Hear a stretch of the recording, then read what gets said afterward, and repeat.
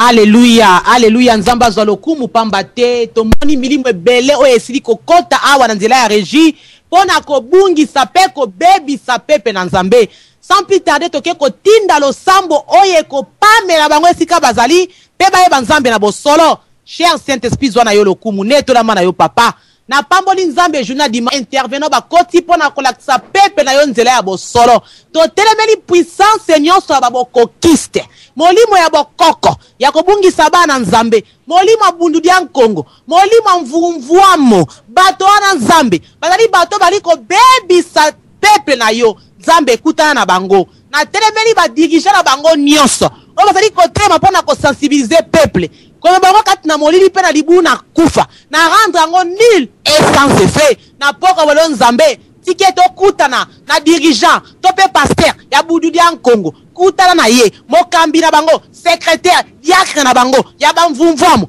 kutana na ye baboko kiste nyonso o bazali ko zongisa pepe na yo kat na molimo ya satana ya bondoki yawe kutana na bango na kombo na Yesu nzambe na bomoy tikete auditeur tout alandi émission na poka malelo mi monisa katkat na ye nzambe yo za nzambo mi monisa katkat na bala na yo milimo nyonso ya baba koko bakufa ya kodoraka ba wei ba moya na liboso na bana ote au nom puissant de Jésus-Christ eza na butu eza na mai eza na sia mabele eza na basite ba dinda ba limwa ba moya na te pamba te bokoko ezali bondoki nzambe mi monisa katkat na bana yo protéger ba auditeur ba di kolanda nzambe na bandako na bango bandi babele Yesu oya kufa ki pona biso pesa liko sala misala minene pona biso yawe do tiki mboka Kongo na maboko na yo bao bazali ko bunda pona ko sikola mboka wana bunda na bango loka ndenge bunda ka pepa Israël na moment ya souffrance na moment ya pasi pe o délivrer ki bango olongoli bango katkat na souffrance oza capable ya ko bundela Kongo butu pe na moi na telemeli puissance nyonso ya ba parti politique oza na idée pona ko kota pe ona ko sikola ko pe ko soit intérêt ko lia mabumu na bango to rendre ango nul sans effet tindela biso Moïse na Kongo nzambe oya kokota tanga zali kokota ko diriger pepe congolais Kongo eza kimia basana nzambe balemba te pona ko intercéder ko bondela kasi nzambe babokokiste bamvumvwamo banyoso